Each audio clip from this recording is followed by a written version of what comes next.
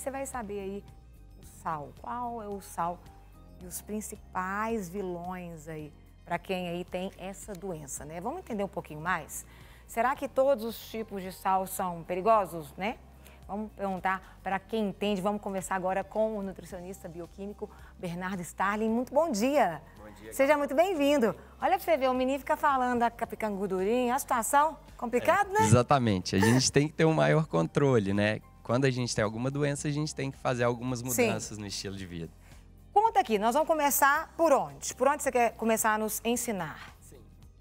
Vamos começar pelo mais comum, Ok. que é o sal tradicional e o adicionado de iodo, o iodado. Sim. Eles têm uma concentração de sal alta.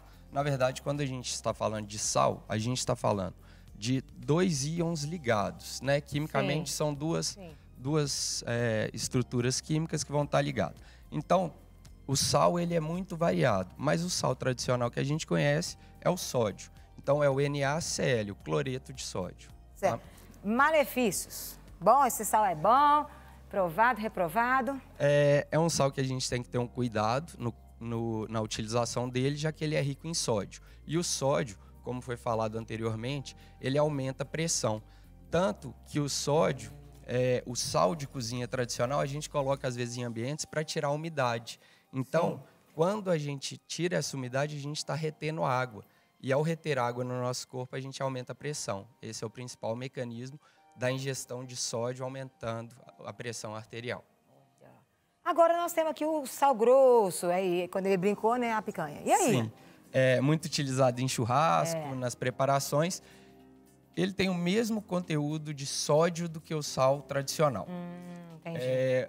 Um fator que pode ser melhor é que, como ele é maior, talvez a gente consiga utilizar menos no nosso dia a dia. Ah, entendi. Uma forma interessante de testar isso é comprar 100 gramas de sal grosso e 100 gramas de sal comum e ver o tempo que a gente vai gastar na nossa casa para acabar com ele. Entendi. Entendeu? Fazer um teste, né, para ver o que vale mais a pena. Quanto menos sal, melhor. Sim, já que a concentração de sódio nos dois é equivalente. Porém, se a gente conseguir usar menos, porque o sal grosso aparenta estar salgando mais, pode ser benéfico. Eita. Então, nós temos aqui também esse outro tipo de sal. Deixa eu ver aqui. É o sal light. Oh, sal light. Adorei. Existem formas do sal light, né? Ou sal zero, que é mais vendido. Eles têm um preço mais elevado. Sim. Mas para a gente entender a situação de se usar ele, como já foi falado anteriormente pelo médico, a gente tem que entender como funciona o nosso sistema circulatório. Certo. Primeiramente, a gente tem uma bomba, que é o coração, que vai fazer o bombeamento do sangue através dos tecidos e dos órgãos. E lá na ponta, no final, a gente tem o nosso rim. Sim. Que o nosso rim ele é muito irrigado, equivalendo mais ou menos ao músculo quando a gente está fazendo um exercício físico. Entendi. Então, o nosso rim está recebendo muito sangue e, por isso, ele é um órgão que faz o controle da nossa pressão. Através de uma questão hormonal, ele consegue reconhecer isso. Qual que é o problema do sal light? Quando ele é adicionado do cloreto de potássio, nesse caso, o potássio já não é bom para o paciente que tem problema renal. Olha. Então, para quem tem só a pressão alta, o sal light, quando se troca o sódio pelo potássio, pode ser indicado, mas se tiver uma pressão alta associada a um problema renal, ele já não vai ser indicado, já que o potássio deve ser evitado por esses pacientes. Tá? O outro ponto o glutamato. É o sal light com glutamato. Sim. O glutamato, ele é uma substância que muitas vezes é usado como um aditivo químico em alguns produtos para realçador de sabor. Então, o que acontece? A gente vai conseguir diminuir a quantidade de sódio, porém, às vezes a gente não vai... é bom então, não. Não é bom então, não. A gente vai ter, às vezes, uma procura por alimentos mais industrializados, já que o glutamato parece ser um pouco viciante. Então, ele... Esse é perigoso, então, a gente tem que... Não fica tão saudável, né? Pensar nesse ponto. O quanto vai ser benéfico usar o sal light com glutamato, já que a gente vai reduzir a pressão dessa pessoa, já que vai ter menos sódio. E o quanto ela vai conseguir se adaptar a não buscar alimentos industrializados. Tá? Aqui, gente, o nosso famoso temperinho. Sal de tempero. Exatamente. Aqui tem o sal de tempero... Um alhozinho nele? Ele é um sal feito com... Vai variar dependendo da casa, mas sal e alho, né? É uma boa preparação. E isso porque a gente diminui a concentração de sódio. Já que o alho, ele dá um gostinho na comida e a gente fica querendo ter menos sódio, menos sal.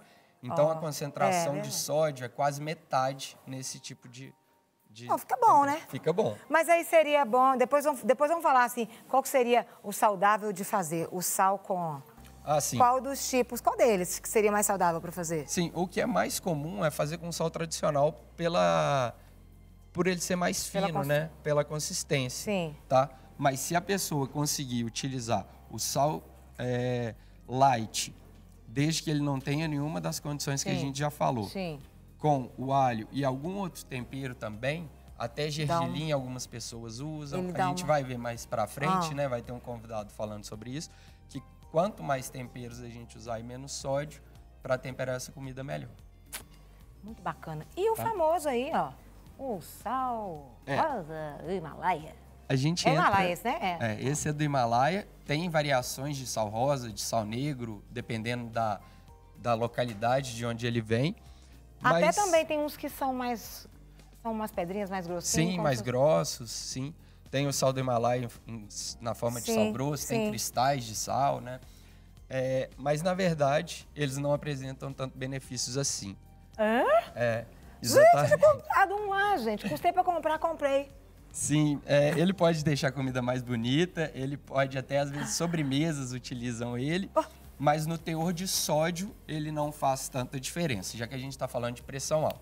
Ele pode ter alguns minerais a mais, porém, ele pode ter algumas pequenas contaminações também.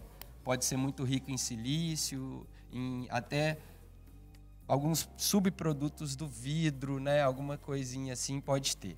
Tá? Jesus amado! Olha, me enganou. Não vai me enganar mais. Conta pra gente aqui, a beterraba?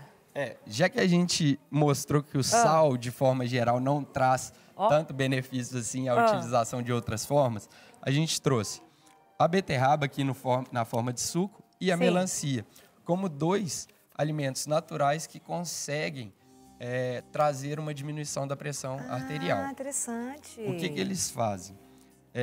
A beterraba ela é rica em nitrato. Sim. O nitrato ele consegue fazer uma vasodilatação do nosso sistema circulatório. E quando a gente tem mais área para esse sangue percorrer, a pressão diminui, como se fosse um encanamento. Entendi. Muito fininho fica uma pressão alta, mais largo fica a pressão mais adequada. Que interessante. E qual que seria a quantidade de consumo? Ótimo. Isso é uma pergunta muito recorrente. Tipo, jejum, hora que acordo, faz diferença para o organismo? Parece que independente do momento, tá? Sim. É inclusive utilizado muito por atletas para terem mais rendimento. Então eles tomam suco de beterraba antes da atividade física. Se a pessoa conseguir no dia dela utilizar uma beterraba inteira, média, pode ser cozida, pode ser na forma de suco para facilitar, já é um bom fator. Aqui tem um melãozinho também, né? Não, na verdade, foi por querer que a gente colocou, para mostrar que a parte branca da melancia, entre a casca e a parte vermelha, é a parte que tem mais concentração de 2 aminoácidos que vão ser bom para a pressão arterial. Olha, que legal! E muitas vezes a gente joga fora, né? Descascou, né? Só abrir aqui. Gente, olha que interessante. Então, a gente tem 2 aminoácidos que são a citrulina e a arginina, numa concentração maior nessa parte branca da melancia, que muitas vezes a gente até descarta. Aqui atrás é o verdinho, descascou. Exatamente. Bate, faz um suco, come isso. Se a gente conseguir comer mais ou menos umas 2 fatias médias de melancia por dia, tá bom. Não tem gosto de nada, praticamente. Não. A gente pode bater no suco e aí a gente... Igual o médico, o doutor falou, a gente tem que fazer disso um hábito. Então, um dia toma o suco de beterraba, no outro come a melancia, pode tomar o suco de melancia e diminuir a quantidade total de sódio ingerida. Não quer ficar um segundo por fora da nossa programação? Agora você pode nos acompanhar através das plataformas digitais.